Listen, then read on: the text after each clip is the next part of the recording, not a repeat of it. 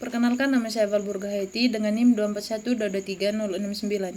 Saya membuat video ini untuk memenuhi ujian tengah semester mata kuliah komunikasi bisnis. Jadi, kita akan mempelajari tentang komunikasi. Yang pertama itu tentang prinsip dasar komunikasi. Yang pertama, komunikasi memenuhi berbagai kebutuhan, mencakup relasi, identitas, informasi, dan instrumental. Yang kedua, komunikasi diatur oleh aturan, mencakup aturan tertulis dan aturan tidak tertulis dalam berkomunikasi. Yang ketiga, komunikasi bersifat verbal dan non-verbal. Yang keempat, komunikasi memiliki dimensi konten dan relasi. Yang kelima, komunikasi melibatkan metakomunikasi. Yang keenam, komunikasi diciptakan oleh penerima.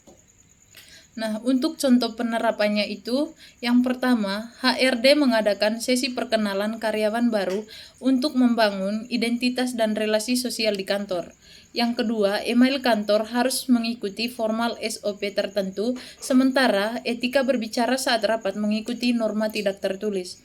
Yang ketiga, saat presentasi, kata-kata atau verbal dipadukan dengan gestur tangan dan kontak mata atau nonverbal untuk memperjelas pesan. Yang keempat, manajer berkata, "Saya tidak bermaksud menyalahkan, saya hanya ingin kita cari solusi untuk memperjelas komunikasinya." Yang kelima, email instruksi yang bisa ditafsirkan beda oleh karyawan senior atau biasa saja dan karyawan baru. Perbedaan budaya memengaruhi efektivitas komunikasi lintas budaya dalam bisnis global. Perbedaan dalam gaya komunikasi, nilai sosial, dan pendekatan terhadap waktu mempengaruhi kerjasama bisnis. Berikut studi kasus yang akan membahas tentang perbedaan budaya Prancis dan Brasil dalam konteks bisnis. Yang pertama itu dari gaya komunikasi. Di negara Prancis, komunikasi itu lebih formal, langsung, dan terstruktur, membutuhkan kejelasan dan logika dalam percakapan bisnis. Sedangkan di negara Brasil, komunikasi santai berbasis hubungan dan emosional, lebih banyak menggunakan bahasa tubuh dan ekspresi. Perbedaan dari kedua gaya bahasa antara Prancis dan Brasil dapat memengaruhi pemahaman dan pengambilan keputusan dalam pertemuan bisnis. Yang kedua itu dari nilai sosial. Di negara Prancis lebih menekan efisiensi, performanilisme, dan independensi, memisahkan kehidupan pribadi dari pekerjaan. Sedangkan negara Brasil lebih mengutamakan kebersamaan, kehangatan, dan harmoni sosial. Hubungan pribadi dianggap sangat penting dalam bisnis. Perbedaan nilai sosial ini bisa berdampak pada hubungan antara individu dalam pertemuan bisnis. Dampak terhadap komunikasi lintas budaya. Yang pertama, perbedaan gaya komunikasi, waktu, dan nilai sosial antara Prancis dan Brasil dapat menyebabkan ketegangan dalam interaksi bisnis. Yang kedua, kesalahpahaman dapat terjadi jika salah satu pihak tidak memahami budaya yang berlaku di negara lain. Yang ketiga, menghargai perbedaan ini dan menyesuaikan pendekatan adalah kunci keberhasilan dalam komunikasi lintas budaya. Perbandingan komunikasi verbal dan nonverbal.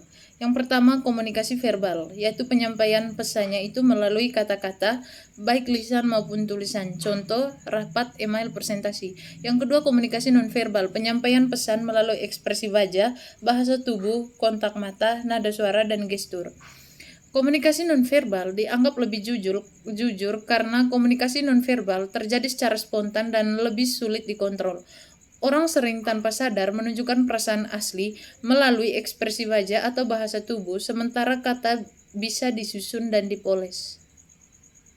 Sebagai contoh, dalam rapat internasional, seorang peserta dari Amerika atau yang sering melakukan kontak mata untuk menunjukkan kejujuran, berbicara dengan peserta dari Jepang yang menghindari kontak mata sebagai tanda hormat.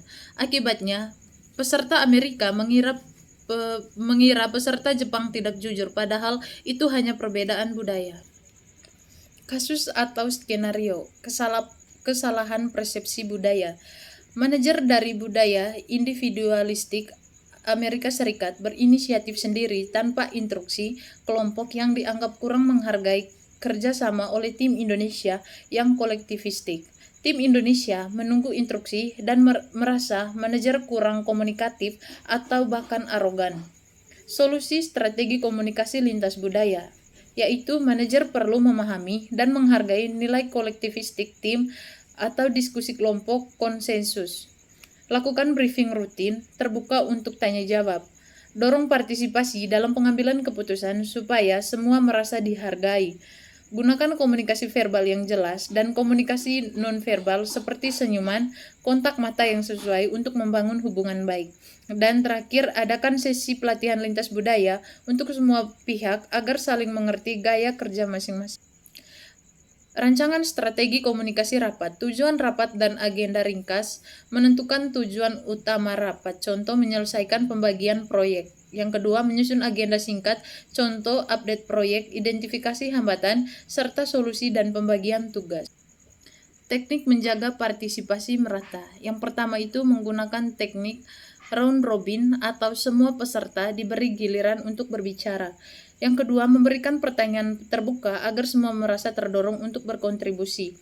Yang ketiga, membagi peserta dalam kelompok kecil untuk diskusi lalu presentasi hasilnya. Yang keempat, antisipasi terhadap konflik yang mungkin muncul. Yang kelima, membuat aturan diskusi yang adil sejak awal atau tidak memotong pembicaraan dan saling menghargai.